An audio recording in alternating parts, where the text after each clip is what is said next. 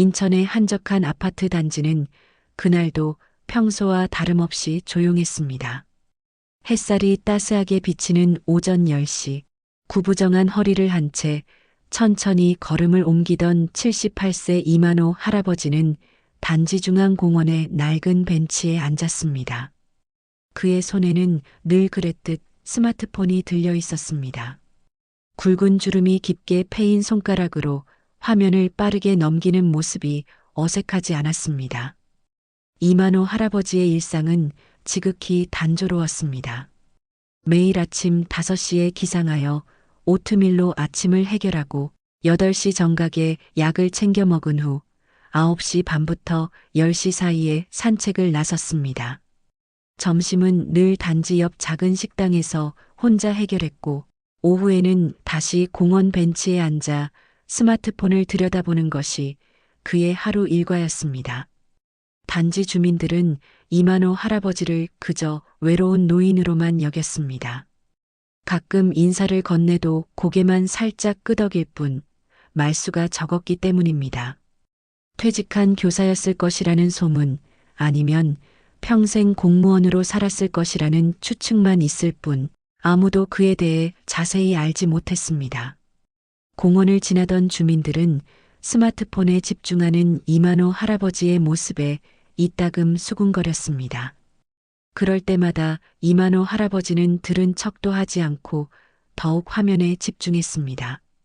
그의 눈동자는 나이에 비해 유독 선명했고 화면을 바라보는 시선은 마치 무언가를 꿰뚫어 보는 듯 했습니다. 한 번은 단지 내 유일한 편의점 주인이 용기를 내어 스마트폰을 보는 이유를 물었지만 이만호 할아버지는 잠시 고개를 들어 미소만 지었을 뿐이었습니다. 그 후로도 궁금해하는 사람들은 있었지만 누구도 더 이상 묻지 않았습니다. 아파트 관리실에 등록된 정보에 따르면 이만호 할아버지는 15년 전 이 단지에 이사 왔고 매달 정확히 같은 금액의 관리비를 현금으로 납부했습니다. 특별한 일이 없으면 관리사무소를 찾지 않았고 누구와도 깊은 대화를 나누지 않았습니다. 주민회의에도 참석하지 않았고 단지 내 행사에도 모습을 보이지 않았습니다. 그저 모두에게 그 벤치의 할아버지로만 알려져 있었습니다. 할아버지가 사는 집은 단지 내에서도 가장 구석진 5동 7층이었습니다. 외부인의 출입이 거의 없었고 택배조차도 1년에 몇 번 오지 않았습니다.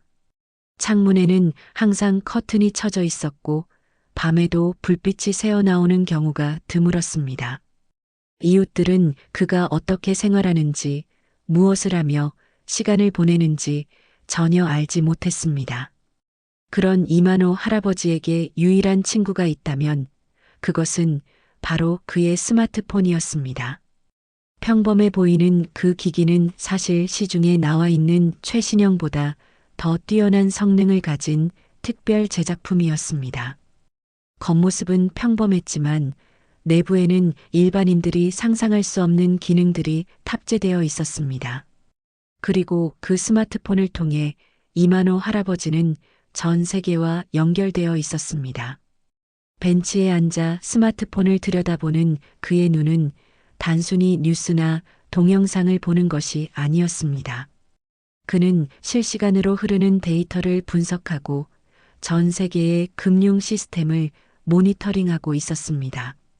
때로는 국가 간 보안 시스템의 취약점을 확인하기도 했고, 때로는 국제적인 사이버 범죄 조직의 동향을 살피기도 했습니다. 아무도 알아차리지 못했지만 그 조용한 할아버지의 손끝에서는 매일 놀라운 일들이 벌어지고 있었습니다. 그는 마치 그림자 같은 존재로 디지털 세계의 어둠 속에서 빛을 비추는 등대 역할을 하고 있었습니다. 하지만 그의 정체는 철저히 비밀에 붙여져 있었고 그 자신도 그것을 원했습니다. 이만호 할아버지가 매일 같은 시간에 같은 벤치에 앉아 스마트폰을 들여다보는 이유는 따로 있었습니다. 그곳은 아파트 단지의 모든 와이파이 신호가 잡히는 유일한 장소였고 주변에 CCTV 사각지대이기도 했습니다. 그는 이 모든 것을 계산하고 선택한 것이었습니다. 그리고 그날도 이만호 할아버지는 아무도 모르게 세상을 지키고 있었습니다. 가을비가 내리던 어느 날 오후 편의점 앞 ATM 기계 앞에 이만호 할아버지가 서 있었습니다. 평소와 달리 어깨에는 낡은 가죽 가방을 메고 있었고 그의 얼굴에는 미세한 긴장감이 감돌았습니다. 주변을 살피던 그는 ATM 기계 앞에 서서 무언가를 신중하게 조작하기 시작했습니다. 편의점 안에서 우연히 이 모습을 본 김영수 씨는 호기심에 이만호 할아버지를 지켜봤습니다. 기계 앞에 선 할아버지의 손놀림은 예상외로 빠르고 정확했습니다. 화면을 터치하는 손가락에는 주저함이 없었고 숫자, 버튼을 누르는 모습은 마치 오랜 세월 동안 그 일을 해온 사람처럼 능숙했습니다. 김영수 씨는 옆 사람에게 저 나이에 ATM을 잘 다루는 모습이 대단하다고 말했습니다. 하지만 그가 놓친 것은 이만호 할아버지가 단순히 현금을 인출하는 것이 아니라는 점이었습니다. 할아버지의 손가락은 일반적인 ATM 사용 패턴과는 다른 방식으로 움직이고 있었고 화면에는 일반 사용자들이 보지 못하는 창이 열려 있었습니다. 작업을 마친 이만호 할아버지는 주변을 한 번 더 살핀 후 조용히 편의점을 빠져나갔습니다. 그가 떠난 직후 ATM 화면은 잠시 깜빡이더니 다시 정상적인 초기 화면으로 돌아왔습니다. 아무도 눈치채지 못했지만 그 짧은 시간 동안 무언가 중요한 일이 일어났습니다. 그날 밤 이만호 할아버지는 어두운 방 안에서 노트북을 켰습니다. 화면에는 복잡한 코드들이 빠르게 스크롤되고 있었고 그의 눈은 형광등 불빛에 반사되어 더욱 날카롭게 빛났습니다. 할아버지의 손가락은 키보드 위에서 춤을 추듯 움직였고 때때로 만족스러운 미소를 지었습니다. 그의 모니터에는 아파트 단지 주변에 여러 CCTV 영상이 떠 있었습니다. 그 중에서도 특히 주목한 것은 단지 근처 오피스텔 입구였습니다. 그곳에서는 젊은 남성들이 밤늦게까지 드나들고 있었고 이만호 할아버지는 그들의 얼굴을 하나하나 스캔하여 데이터베이스와 대조했습니다. 결과는 그의 예상과 일치했습니다. 최근 지역 노인들을 대상으로 한 보이스피싱 사건의 용의자들이었습니다.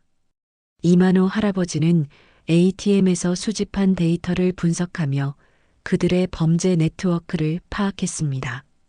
노인들의 계좌 정보를 빼내는 방식, 돈을 세탁하는 경로, 그리고 조직의 구조까지 모두 명확해졌습니다. 그는 이 모든 정보를 암호화하여 특별한 채널을 통해 사이버 수사대에 전송했습니다. 발신자의 정보는 완벽하게 감춰진 채로 말입니다. 같은 시각 아파트에서 멀지 않은 곳에 위치한 작은 오피스텔에서는 예상치 못한 혼란이 벌어지고 있었습니다. 10여 명의 젊은이들이 컴퓨터 앞에서 당황한 표정으로 서로를 바라보고 있었습니다. 그들의 서버가 갑자기 다운되었고 모든 데이터가 외부로 유출된 흔적이 발견되었습니다. 심지어 그들이 사용하던 모든 가상 계좌가 동결되었다는 알림이 도착했습니다. 리더로 보이는 남자가 화를 내며 해결책을 요구했지만 기술 담당자는 속수무책이었습니다. 해킹의 흔적을 추적하려 했으나 그것은 마치 유령처럼 나타났다 사라진 것처럼 보였습니다. 유일하게 남은 것은 컴퓨터 화면 구석에 작게 남겨진 메시지였습니다. 노인을 속이는 자, 그 대가를 치르리라. 그들이 혼란에 빠져 있을 때 갑작스레 특수부대와 사이버 수사대가 오피스텔에 들이닥쳤습니다. 모든 증거와 위치 정보가 경찰에 제보된 것이었습니다. 사이버 수사대 팀장은 범인들을 체포하며 이 완벽한 제보의 출처를 궁금해했습니다. 하지만 아무리 조사해도 해킹의 흔적은 전문가조차 추적할 수 없을 정도로 완벽하게 지워져 있었습니다. 그 시각 이만호 할아버지는 모니터를 끄고 조용히 창가로 걸어갔습니다. 빗방울이 유리창에 부딪히는 소리를 들으며 그는 오랜만에 깊은 숨을 내쉬었습니다. 창밖으로 깜빡이는 경찰차의 불빛이 보였습니다. 오피스텔 방향이었습니다. 그는 아무 말 없이 미소만 지었습니다. 오늘의 임무는 완수되었습니다. 이만호 할아버지는 침대에 누워 천장을 바라보았습니다. 하루의 피로가 밀려왔지만 마음은 편안했습니다. 그의 손가락은 아직도 키보드를 치는 듯한 미세한 움직임을 보이고 있었습니다. 이것은 수십 년간 그가 해온 일의 일부분에 불과했습니다. 아무도 알아주지 않는 은밀한 정의의 실현이었습니다. 다음 날 아침 이만호 할아버지는 평소와 다름없이 5시에 일어나 오트밀을 먹고 약을 챙겨 먹은 후 10시 정각에 공원 벤치에 앉았습니다. 마치 어제 밤의 일이 없었던 것처럼 그는 다시 평범한 노인의 모습으로 돌아와 있었습니다. 하지만 그의 눈빛 속에는 알 수 없는 승리감이 깃들어 있었고 스마트폰을 바라보는 시선은 그 어느 때보다 날카로웠습니다. 아파트 단지를 스쳐 지나가는 가을바람 속에서 아무도 모르는 비밀이 조용히 숨쉬고 있었습니다. 평범한 노인의 가면 뒤에 숨겨진 진실은 앞으로 더 큰 파도를 일으킬 준비를 하고 있었습니다. 비가 그친 다음 날 단지 내 작은 슈퍼마켓은 평소보다 사람들로 붐볐습니다. 이만호 할아버지는 늘 그랬듯 정오가 되기 전에 간단한 장을 보러 나왔습니다. 쌀과 두부, 소금 몇 가지를 담은 작은 카트를 밀며 계산대에 섰을 때 그는 자신의 앞에 선 이웃 박미자 여사의 이상한 행동을 발견했습니다. 박미자 여사는 손에 든 휴대폰을 귀에 바짝 대고 목소리를 낮추어 이야기하고 있었습니다. 그녀의 얼굴은 창백했고 손은 미세하게 떨리고 있었습니다. 이만호 할아버지의 예리한 귀는 여사의 통화 내용을 놓치지 않았습니다. 사기범이 검찰을 사칭하여 계좌에 문제가 있으니 돈을 이체하라고 협박하는 전형적인 보이스피싱이었습니다. 이만호 할아버지는 순간적으로 고민했습니다. 자신의 정체를 드러내지 않고 도울 방법이 없을까 생각했지만 박미자 여사가 급하게 슈퍼마켓을 빠져나가는 모습을 보고 결심을 내렸습니다. 그는 자신의 물건을 그대로 두고 박미자 여사의 뒤를 천천히 따랐습니다. 박미자 여사는 단지 앞 은행으로 향했습니다. 얼굴에는 불안과 초조함이 가득했습니다. 이만호 할아버지는 그녀에게 다가가 조심스럽게 말을 걸었습니다. 검찰청에서 전화가 왔느냐는 간단한 질문에 박미자 여사는 놀란 눈으로 고개를 끄덕였습니다. 이만호 할아버지는 그것이 사기라고 설명하려 했지만 박미자 여사의 전화기에서 다시 벨소리가 울렸습니다. 전화를 받은 박미자 여사는 더욱 불안해 보였습니다. 통화 후 그녀는 이만호 할아버지에게 자신이 돈을 이체해야 한다고 말했습니다. 아들이 연루된 사건이 있는데 빨리 돈을 보내지 않으면 체포될 거라는 말에 그녀는 이성적 판단을 하지 못하고 있었습니다. 이만호 할아버지는 그녀를 설득하기 위해 자신도 함께 은행에 가겠다고 제안했습니다. 은행 안으로 들어선 두 노인을 사기범은 계속해서 전화로 감시하고 있었습니다. 박미자 여사가 창구에 앉자 이만호 할아버지는 그녀 옆에 함께 앉았습니다. 직원이 무슨 일로 오셨냐고 물었을 때 박미자 여사는 떨리는 목소리로 돈을 이체해야 한다고 말했습니다. 액수는 5천만 원. 그녀의 노후자금 대부분이었습니다. 이만호 할아버지는 직원에게 작은 메모를 건넸습니다. 보이스피싱 의심. 경찰에 신고해 주세요. 직원은 상황을 파악하고 고개를 끄덕였습니다. 그리고 시간을 벌기 위해 서류 작성을 천천히 진행했습니다. 이 과정에서 사기범은 초조해졌고 박미자 여사에게 더 강하게 압박했습니다. 그때였습니다. 은행 앞에 검은색 승용차 한 대가 급하게 정차했고 한 남자가 은행으로 들어왔습니다. 그는 박미자 여사에게 다가와 자신이 검찰청 직원이라며 돈을 빨리 이체하라고 재촉했습니다. 실제 사기범이 직접 나타난 것이었습니다. 은행 직원이 경찰에 신고했다는 사실을 눈치챈 것 같았습니다. 순간 이만호 할아버지의 얼굴에 미세한 변화가 일어났습니다. 구부정했던 허리가 조금씩 펴지기 시작했고 흐릿해 보였던 눈빛은 날카로워졌습니다.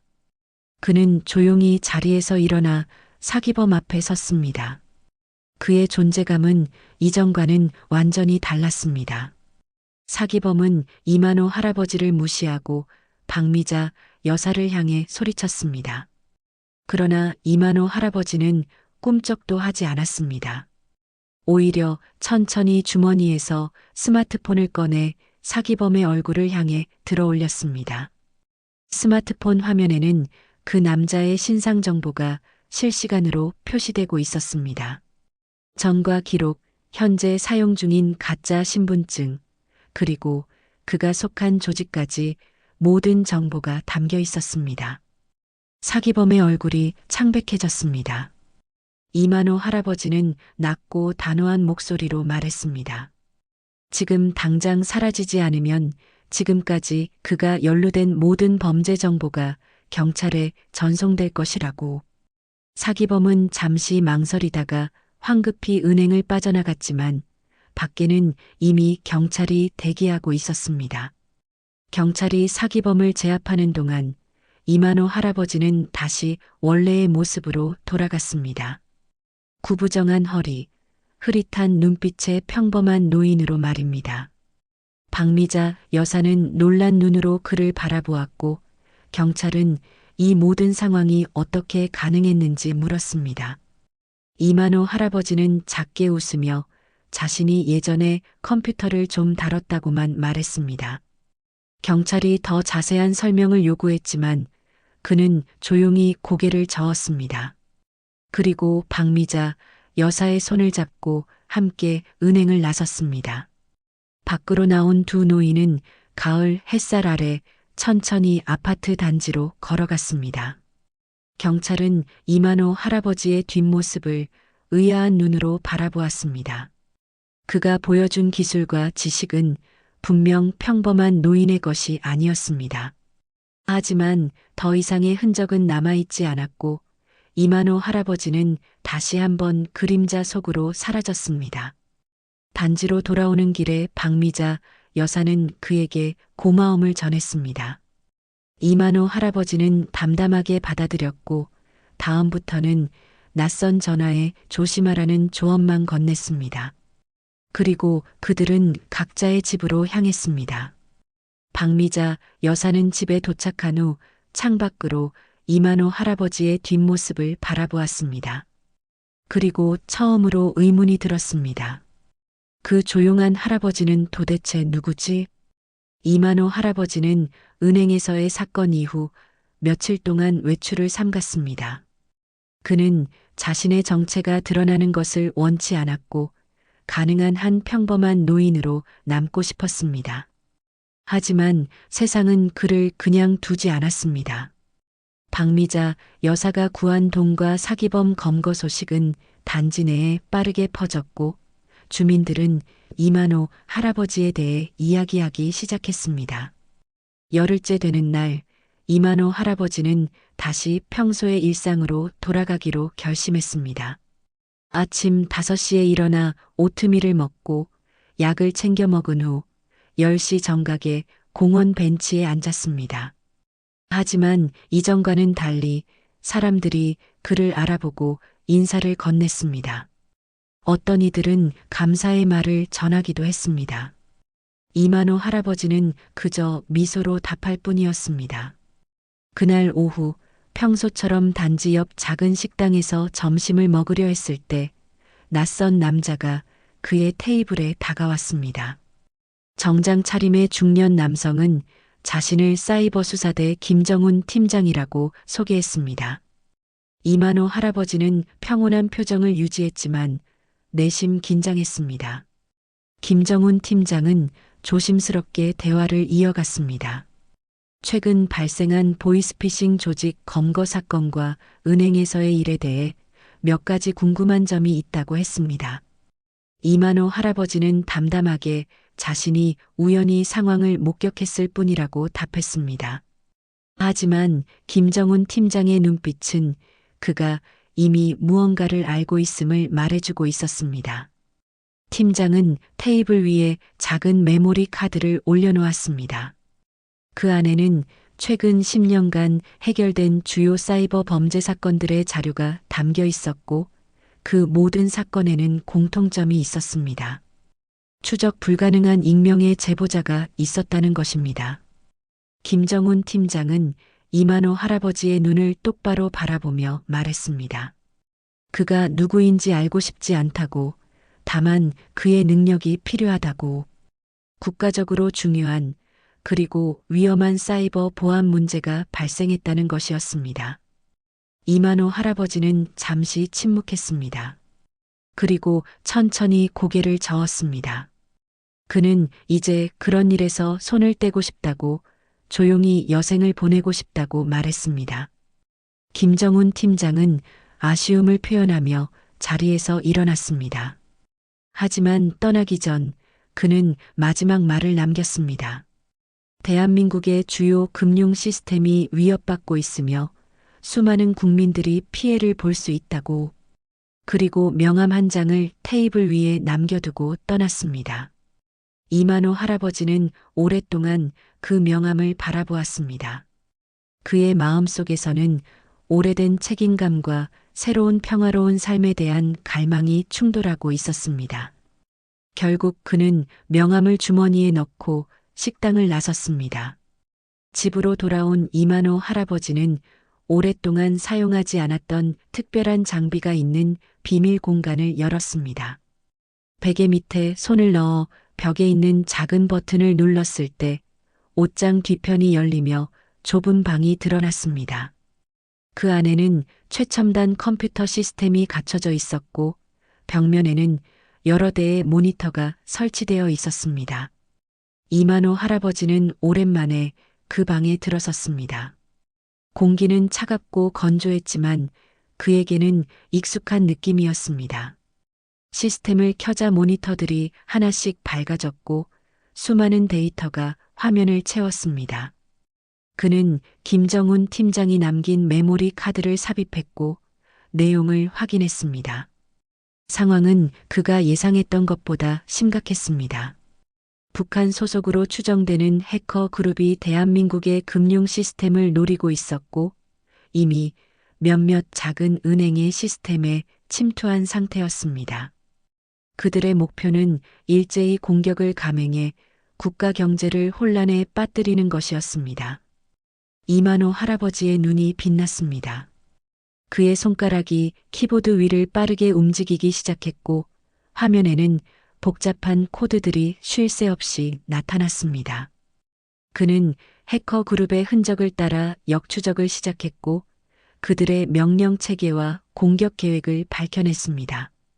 공격은 내일 새벽으로 예정되어 있었습니다. 시간이 부족했습니다. 이만호 할아버지는 김정훈 팀장에게 연락해야 했지만 자신의 정체를 드러내지 않고 정보를 전달하는 방법을 고민했습니다. 그때 화면에 갑작스런 경고창이 나타났습니다. 누군가가 그의 시스템에 접근을 시도하고 있었습니다. 이만호 할아버지는 놀랐지만 침착하게 방어 체계를 가동했습니다. 침입자는 놀라운 기술력을 가지고 있었습니다. 그들은 이만호 할아버지의 방어를 뚫기 위해 여러 경로로 공격했고 그는 힘겹게 방어하며 역추적을 시도했습니다. 마침내 그는 침입자의 위치를 특정했습니다. 놀랍게도 그들은 아파트 단지에서 그리 멀지 않은 곳에 있었습니다. 이만호 할아버지는 결단을 내렸습니다. 그는 자신의 모든 기술력을 동원해 반격을 시작했습니다. 그의 손가락은 키보드 위에서 번개처럼 움직였고 화면에는 복잡한 코드들이 빠르게 입력되었습니다. 그의 눈은 형광등 불빛에 반사되어 더욱 날카롭게 빛났고 얼굴에는 오랜만에 느껴보는 전투의 긴장감이 감돌았습니다. 마치 오래전 실리콘밸리에서 활동하던 그 시절로 돌아간 듯 했습니다. 이만호 할아버지의 본능이 폭발하는 순간이었습니다.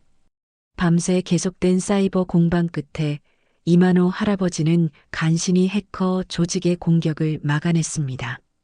여명이 밝아올 무렵 그는 김정훈 팀장에게 익명으로 해킹 시도와 관련된 모든 정보를 전송했습니다. 경찰과 정보기관은 즉시 대응에 나섰고 주요 금융기관들의 보안이 강화되었습니다. 국가적 혼란을 막은 것이었습니다. 이만호 할아버지는 탈진한 상태로 의자에 몸을 기댔습니다.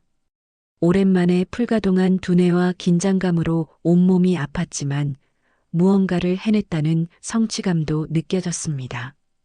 그는 천천히 눈을 감았고 오래 묻어두었던 과거의 기억들이 물밀듯이 밀려왔습니다. 1970년대 말 서울대학교 공가대학생이었던 젊은 이만호. 그는 당시 한국에 갓 들어온 컴퓨터에 비상한 관심을 보였고 남들이 상상하지 못한 기술적 가능성을 발견했습니다. 학과 최고의 인재였던 그는 졸업 후 미국 유학의 기회를 얻었고 스탠포드 대학에서 컴퓨터 공학을 전공했습니다. 1980년대 중반 실리콘밸리에서 자신만의 스타트업을 창업한 이만호는 네트워크 보안 분야에서 두각을 나타냈습니다. 그가 개발한 방화벽 시스템은 당시로서는 혁신적이었고 여러 대기업들의 관심을 받았습니다. 하지만 그의 진정한 명성은 화이트 해커로서 쌓였습니다. 1990년대 초 미국 국방부 시스템이 심각한 해킹 위협에 노출되었을 때 그는 자원에서 보안 취약점을 찾아내고 해결책을 제시했습니다. 이 공로로 그는 미 정부로부터 특별 감사장을 받았고 이후 FBI와 CIA의 비공식 자문 역할을 맡기도 했습니다. 언론에는 그의 얼굴이 드러나지 않았지만 기술업계에서는 고스트라는 별명으로 유명해졌습니다. 그의 인생에 큰 전환점이 된 것은 1997년의 일이었습니다. 당시 그는 사이버 테러리스트 조직의 금융 시스템 공격을 막아내는데 결정적인 역할을 했고 이로 인해 국제적인 명성을 얻게 되었습니다. 미국 대통령으로부터 직접 훈장을 받는 영예를 누렸지만 그 자리에서 그는 한국에 계신 어머니의 건강이 위독하다는 소식을 접했습니다. 급히 한국으로 돌아온 이만호는 어머니의 임종을 지키고 장례를 치렀습니다. 그리고 그때 그는 중대한 결정을 내렸습니다. 더 이상 화려한 세계 무대로 돌아가지 않고 어머니의 고향인 인천에 정착하기로 한 것이었습니다. 그는 자신의 모든 재산을 정리했고 회사는 신뢰하는 동료에게 맡겼습니다. 하지만 그의 손에서 키보드를 완전히 놓을 수는 없었습니다. 그는 익명으로 여전히 세계 각국의 사이버 보안 문제에 관여했고 특히 한국을 노리는 해킹 시도들을 막아내는 데 조용히 기여했습니다. 그 누구도 실리콘밸리의 전설적인 해커 고스트가 인천의 한 아파트에 살고 있다고는 상상하지 못했습니다. 2000년대 초반 그는 또 다른 중요한 결정을 내렸습니다. 새롭게 등장한 암호화폐에 주목한 것이었습니다. 그는 비트코인이 처음 등장했을 때 그 잠재력을 간파했고 상당량을 구매했습니다. 이후 암호화폐 가치가 폭등하면서 그는 엄청난 부를 축적했지만 이 사실 역시 아무에게도 알리지 않았습니다. 이만호 할아버지는 천천히 눈을 떴습니다.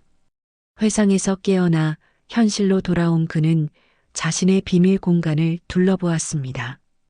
벽면의 한쪽에는 그가 받은 훈장들과 상패들이 보관되어 있었고, 다른 한쪽에는 전 세계 각국에서 보낸 감사장들이 걸려 있었습니다. 그것들은 모두 고스트라는 이름으로 된 것이었습니다. 갑자기 초인종 소리가 들렸습니다. 이만호 할아버지는 재빨리 비밀 공간을 닫고 평소의 모습으로 돌아갔습니다. 구부정한 허리, 느린 걸음걸이로 현관문으로 향했습니다. 문을 열자 김정훈 팀장이 서 있었습니다. 김정훈 팀장은 이만호 할아버지를 바라보며 깊게 고개를 숙였습니다. 그는 자신이 받은 익명의 제보 덕분에 국가적 위기를 막을 수 있었다고 말했습니다. 그리고 이제는 확신한다고 이만호 할아버지가 바로 전설의 해커 고스트라는 것을 더 이상 숨길 필요가 없다고 말했습니다. 이만호 할아버지는 잠시 침묵했습니다. 그리고 천천히 고개를 끄덕였습니다. 김정훈 팀장은 그에게 정부의 공식적인 도움 요청을 전했습니다. 국가 사이버 보안 체계를 강화하는데 자문을 해달라는 것이었습니다. 이만호 할아버지는 다시 한번 고민에 빠졌습니다. 평범한 노인으로 남고 싶었던 그의 바람은 이제 이루기 어려워 보였습니다. 하지만 동시에 그의 가슴 속에서는 오래된 사명감이 다시 타오르기 시작했습니다. 그는 김정훈 팀장에게 시간이 필요하다고 말했고, 팀장은 이해한다는 듯 고개를 끄덕였습니다. 문이 닫히고 이만호 할아버지는 창가로 걸어갔습니다. 아파트 단지의 평화로운 풍경을 바라보며 그는 자신의 삶이 다시 한번 전환점을 맞이하고 있음을 느꼈습니다. 숨겨왔던 과거가 드러났고 이제 그는 선택을 해야 했습니다. 조용한 노후를 보낼 것인가 아니면 다시 한번 세상을 위해 자신의 능력을 사용할 것인가. 이틀 후 아파트 단지는 이전과는 전혀 다른 분위기에 휩싸였습니다. 이만호 할아버지에 관한 소문이 주민들 사이에 퍼지기 시작한 것이었습니다. 처음에는 그저 보이스피싱 사기를 막은 똑똑한 노인이라는 정도였지만 점차 그가 세계적인 해커 출신이라는 이야기로 발전했고 급기야 미국 정부로부터 훈장을 받은 전설적인 인물이라는 소문까지 돌았습니다. 소문의 시작은 박미자 여사였습니다. 그녀는 은행에서 있었던 일을 이웃들에게 자세히 이야기했고 이 이야기는 다른 주민들의 호기심을 자극했습니다. 또한 경찰이 아파트를 방문한 것을 목격한 주민들의 증언이 더해져 소문은 점점 더 커졌습니다. 이만호 할아버지는 여전히 매일 아침 5시에 일어나 오트밀을 먹고 약을 챙겨 먹은 후 10시 정각에 공원 벤치에 앉았습니다. 하지만 이제 그 벤치 주변에는 항상 누군가가 있었습니다.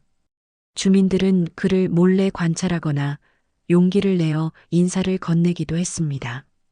이만호 할아버지는 이런 관심이 부담스러웠지만 정중하게 대응했습니다. 어느 날 오후 아파트 단지 내 작은 카페에 이만호 할아버지가 들어섰을 때 모든 시선이 그에게 집중되었습니다. 그는 평소처럼 구석자리에 앉아 따뜻한 녹차를 주문했습니다. 그때 단지 내 컴퓨터 학원을 운영하는 최유진 씨가 조심스럽게 다가왔습니다. 최유진 씨는 이만호 할아버지가 컴퓨터를 잘 다룬다는 소문을 들었다며 혹시 학원생들에게 특강을 해줄 수 있는지 물었습니다. 할아버지는 잠시 망설였지만 그녀의 진심 어린 요청에 고개를 끄덕였습니다. 그렇게 이만호 할아버지의 컴퓨터 특강이 성사되었고 이는 단지 내에서 큰 화제가 되었습니다. 특강 당일 학원은 예상보다 훨씬 많은 사람들로 가득 찼습니다. 학원생뿐만 아니라 그들의 부모 그리고 호기심 많은 주민들까지 모여들었습니다. 이만호 할아버지는 처음에는 어색해했지만 이내 자신의 오랜 경험과 지식을 나누기 시작했습니다. 그는 복잡한 기술적 용어 대신 누구나 이해할 수 있는 쉬운 말로 디지털 보안의 중요성과 기본 원칙을 설명했습니다. 특히 인상적이었던 것은 아이들과의 소통이었습니다. 이만호 할아버지는 아이들의 질문에 진지하게 답했고 그들의 호기심을 자극하는 재미있는 예시들을 들려주었습니다. 컴퓨터를 처음 접했을 때의 자신의 이야기, 실리콘밸리에서의 경험, 그리고 기술이 세상을 어떻게 변화시키는지에 대한 통찰력 있는 견해까지 그의 이야기는 모두를 사로잡았습니다. 특강이 끝난 후 여러 학부모들이 그에게 다가와 감사의 말을 전했습니다. 그 중에는 김영수 씨의 아들인 민준이도 있었습니다. 중학교 1학년인 민준이는 이만호 할아버지에게 컴퓨터를 더 배우고 싶다고 말했습니다. 이에 이만호 할아버지는 미소를 지으며 생각해 보겠다고 답했습니다. 이 특강은 단지 내에서 큰 반향을 일으켰고 이만호 할아버지에 대한 주민들의 인식이 완전히 바뀌는 계기가 되었습니다. 더 이상 그는 벤치의 외로운 노인이 아니라 우리 단지의 자랑스러운 해커 할아버지로 불리기 시작했습니다. 다음 날부터 이만호 할아버지의 일상에는 변화가 생겼습니다. 여전히 매일 아침 5시에 일어나고 10시에 공원 벤치에 앉았지만 이제 그 주변에는 항상 누군가가 있었습니다. 어떤 날은 민준이와 같은 학생들이 찾아와 컴퓨터에 대해 물었고 또 어떤 날은 중년 여성들이 스마트폰 사용법을 배우러 왔습니다. 이만호 할아버지는 처음에는 이런 관심이 부담스러웠지만 점차 사람들과의 소통을 즐기기 시작했습니다. 특히 아이들의 순수한 호기심과 배움에 대한 열정은 그에게 새로운 활력을 불어넣었습니다. 그는 벤치에서 간단한 타자, 연습을 가르치기 시작했고 때로는 암호 해독 게임을 통해 논리적 사고력을 길러주기도 했습니다. 단지 내 커뮤니티 센터에서는 이만호 할아버지를 위한 자리를 마련했습니다. 그곳에서 그는 주 2회 주민들에게 디지털 리터러시 교육을 제공했습니다. 처음에는 기본적인 컴퓨터 사용법과 인터넷 보안에 관한 내용이었지만 점차 참가자들의 수준과 관심사에 맞춰 다양한 주제로 확장되었습니다. 이만호 할아버지는 이런 변화에 점차 적응해 갔습니다. 오랫동안 혼자 지내왔던 그에게 사람들과의 소통은 낯설지만 새로운 기쁨이었습니다. 그는 자신의 지식과 경험이 다른 이들에게 도움이 된다는 사실에 뿌듯함을 느꼈고 이것이 자신의 남은 삶에 새로운 의미를 부여한다고 생각했습니다. 하지만 이만호 할아버지의 마음 한구석에는 여전히 불안함이 자리하고 있었습니다. 자신의 정체가 널리 알려지면서 과거의 적들이 그를 찾아올 수도 있다는 걱정이었습니다. 또한 김정훈 팀장으로부터 받은 제안에 대한 결정도 아직 내리지 못했습니다. 그는 밤마다 창밖을 바라보며 깊은 생각에 잠겼습니다. 그럼에도 불구하고 이만호 할아버지는 지금 이 순간을 소중히 여겼습니다. 오랜 시간 숨겨왔던 자신의 과거와 능력을 인정받고 이를 통해 다른 이들과 소통하는 경험은 그에게 새로운 세계를 열어주었습니다. 그리고 무엇보다 그는 더 이상 혼자가 아니었습니다. 이만호 할아버지가 아파트 주민들과 소통하기 시작한 지 한 달이 지났습니다. 이제 그의 일상은 완전히 달라졌습니다. 여전히 매일 아침 5시에 일어나 오트밀을 먹고 약을 챙겨 먹었지만 이후의 시간은 주민들과 함께했습니다. 특히 컴퓨터와 디지털 기기 사용법을 배우려는 어르신들의 열정은 놀라웠고 아이들은 그에게서 코딩의 기초를 배우며 눈을 반짝였습니다. 그날은 평소와 다름없는 오후였습니다.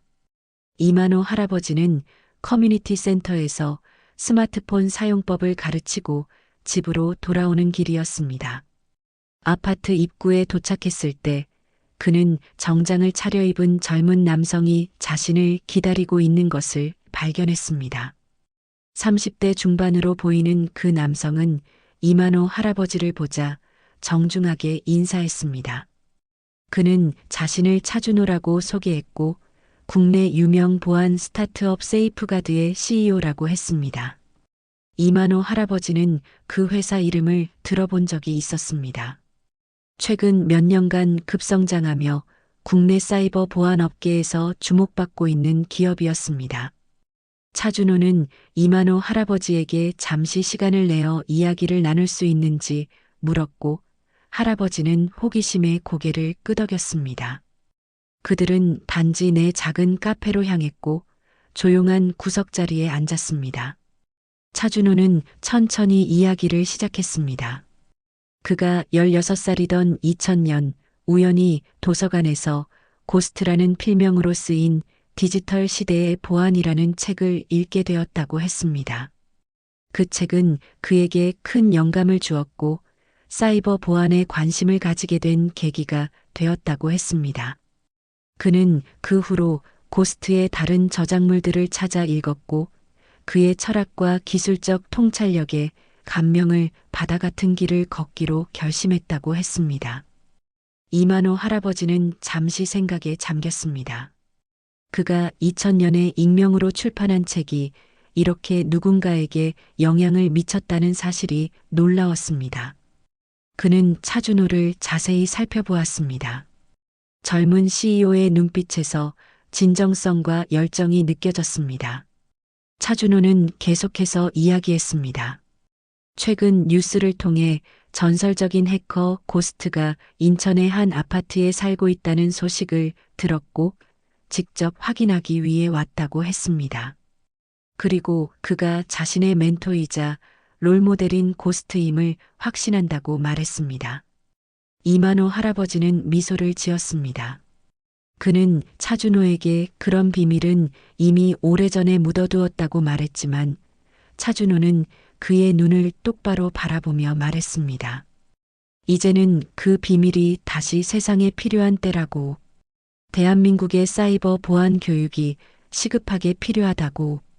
차준호는 이만호 할아버지에게 함께 일하자고 제안했습니다.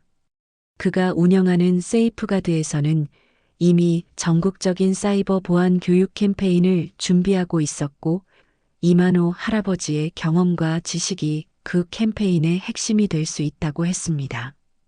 특히 노인들과 청소년들을 대상으로 한 맞춤형 교육 프로그램을 개발하고 있다고 했습니다. 이만호 할아버지는 차준호의 열정에 감동했지만 여전히 망설였습니다. 그는 이미 너무 오래 은둔 생활을 해왔고 공식적으로 세상의 모습을 드러내는 것이 부담스러웠습니다. 또한 그의 나이와 건강 상태도 고려해야 했습니다. 차준호는 이만호 할아버지의 고민을 이해한다고 말했습니다. 그는 서두르지 않겠다고 할아버지가 원하는 방식과 속도로 참여할 수 있도록 모든 것을 조정하겠다고 약속했습니다. 그리고 마지막으로 자신이 가져온 태블릿을 할아버지에게 건넸습니다. 화면에는 세이프가드가 최근 진행한 청소년 대상 사이버 보안 교육 현장이 담겨 있었습니다. 아이들은 흥미롭게 강의를 듣고 있었고 직접 간단한 보안 프로그램을 만들어 보는 모습도 보였습니다. 그 광경을 보며 이만호 할아버지의 눈에 감동의 빛이 어렸습니다. 다음 화면으로 넘어가자 노인들을 대상으로 한 스마트폰 보안 교육 장면이 나왔습니다. 노인들은 처음에는 어려워하다가 점차 자신감을 얻어가는 모습이었습니다. 차준호는 이것이 바로 할아버지가 아파트에서 하고 계신 일의 확장이라고 말했습니다. 이만호 할아버지는 깊은 숨을 내쉬었습니다. 그는 차준호에게 고개를 끄덕였습니다. 아직 완전한 결정은 아니었지만 가능성을 열어두겠다는 의미였습니다. 차준호는 기쁨에 찬 표정으로 감사의 말을 전했고 언제든 준비가 되면 연락해달라며 명함을 건넸습니다. 그들의 만남이 끝나고 이만호 할아버지는 천천히 집으로 향했습니다. 그의 마음은 복잡했지만 오랜만에 느껴보는 설렘도 있었습니다. 그가 평생 쌓아온 지식과 경험이 새로운 세대에게 전해질 수 있다는 가능성. 그것은 그에게 새로운 삶의 목적을 제시하는 것 같았습니다. 집에 도착한 이만호 할아버지는 오랫동안 사용하지 않았던 오래된 상자를 꺼냈습니다. 그 안에는 그가 고스트로 활동하던 시절의 기록들이 보관되어 있었습니다. 논문, 책의 초고, 그리고 그가 개발했던 프로그램의 원본 코드들. 그는 그것들을 하나하나 살펴보며 과거를 회상했습니다. 창밖으로 저녁 노을이 물들기 시작했습니다. 이만호 할아버지는 창가에 서서 아파트 단지를 내려다보았습니다. 아이들은 놀이터에서 뛰어놀고 어르신들은 벤치에 앉아 이야기를 나누고 있었습니다. 그 평화로운 일상 속에서 그는 자신이 다시 한번 세상에 기여할 수 있는 방법을 찾은 것 같았습니다. 차준호와의 만남 이후 이만호 할아버지는 일주일간 깊은 고민에 빠졌습니다. 평화로운 은둔 생활을 계속할 것인가 아니면 다시 한번 세상에 자신의 지식과 경험을 나눌 것인가. 그 결정은 쉽지 않았지만 마침내 그는 답을 찾았습니다. 어느 맑은 가을 아침 이만호 할아버지는 아파트 단지 커뮤니티 센터에 모든 주민들을 초대했습니다. 소문은 빠르게 퍼졌고 예상보다 많은 사람들이 모였습니다. 단지 주민뿐만 아니라 인근 지역 주민들까지 심지어 지역 언론사 기자들도 자리를 채웠습니다. 이만호 할아버지는 오랜만에 정장을 차려입었습니다. 구부정했던 그의 허리는 이제 꼿꼿이 펴졌고 흐릿해 보였던 눈빛은 선명하고 날카로웠습니다. 그는 단상에 올라 천천히 마이크를 잡았습니다. 공간은 순식간에 조용해졌고 모든 이의 시선이 그에게 집중되었습니다. 이만호 할아버지는 자신의 과거를 처음으로 공개적으로 이야기했습니다. 실리콘밸리에서의 활동, 화이트 해커로서의 경험, 그리고 왜 한국으로 돌아와 은둔 생활을 선택했는지에 대해 그의 이야기는 단순한 자기소개가 아니라 디지털 시대를 살아가는 모든 이들에게 전하는 메시지였습니다. 우리는 지금 기술로 가득한 세상에 살고 있습니다. 컴퓨터, 스마트폰, 인터넷은 이제 우리 삶의 일부가 되었습니다. 이 기술들은 우리 삶을 편리하게 만들지만 동시에 새로운 위험도 가져왔습니다. 그는 디지털 보안의 중요성, 개인정보 보호의 필요성에 대해 설명했습니다. 특히 노년층과 어린이들이 디지털 범죄의 쉬운 표적이 될 수 있다고 강조했습니다. 그리고 이러한 문제를 해결하기 위한 자신의 계획을 발표했습니다. 저는 차준호 대표와 함께 디지털 안전망 프로젝트를 시작하려 합니다. 이 프로젝트는 모든 세대가 디지털 세상에서 안전하게 살아갈 수 있도록 교육하고 지원하는 것을 목표로 합니다. 그의 발표에 따르면 아파트 커뮤니티 센터는 디지털 보안 교실로 변모할 예정이었습니다. 이곳에서는 노인들을 위한 스마트폰 보안 교육, 아이들을 위한 코딩 및 디지털 리터러시 수업, 그리고 모든 세대를 위한 사이버 보안 인식 프로그램이 운영될 것이었습니다. 뿐만 아니라 이 프로젝트는 단지를 넘어 전국으로 확대될 계획이었습니다. 차준호의 회사 세이프가드와 협력하여 온라인 교육 플랫폼을 구축하고 전국의 학교와 노인복지센터에서 교육 프로그램을 제공할 예정이었습니다.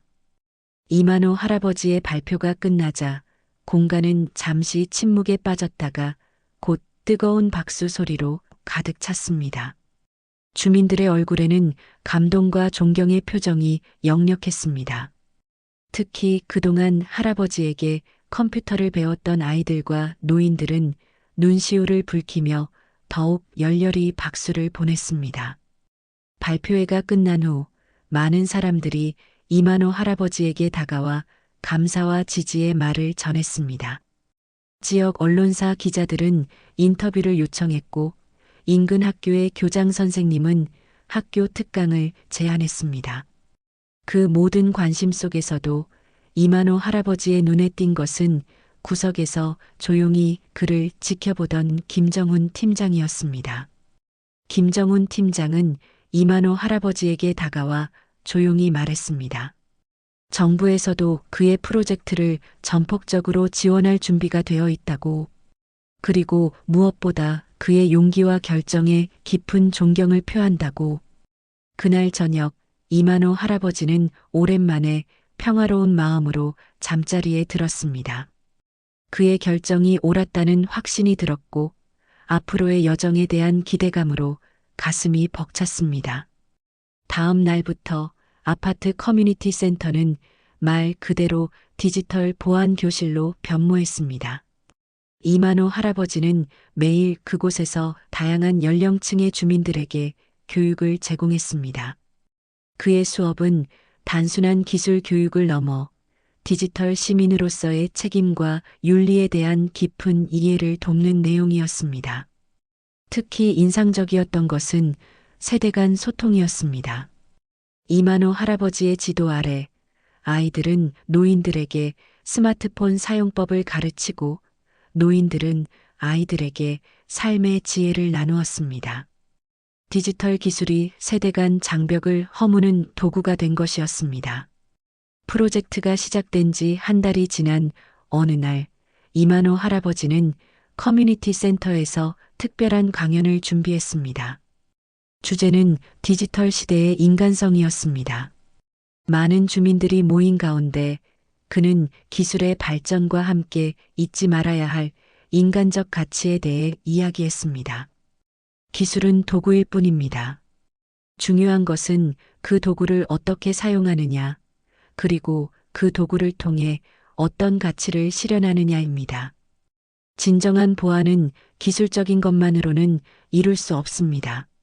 사람과 사람 사이의 신뢰, 상호 이해와 존중, 그리고 공동체 의식이 있을 때 비로소 가능합니다. 강연의 마지막에 이만호 할아버지는 모든 참석자들을 바라보며 마지막 메시지를 전했습니다. 나 같은 늙은이도 세상을 바꿀 수 있다면 여러분도 뭔가 할 수 있어요. 나이, 배경, 환경에 상관없이 우리 모두는 변화의 주체가 될 수 있습니다. 중요한 것은 시작하는 용기입니다. 그의 말이 끝나자 공간은 뜨거운 박수 소리로 가득 찼습니다. 그 순간 이만호 할아버지의 얼굴에는 오랜 시간 동안 볼 수 없었던 진정한 행복의 미소가 번졌습니다. 그의 눈에는 온기가 가득했고 그 온기는 모든 이들의 마음에 전해졌습니다.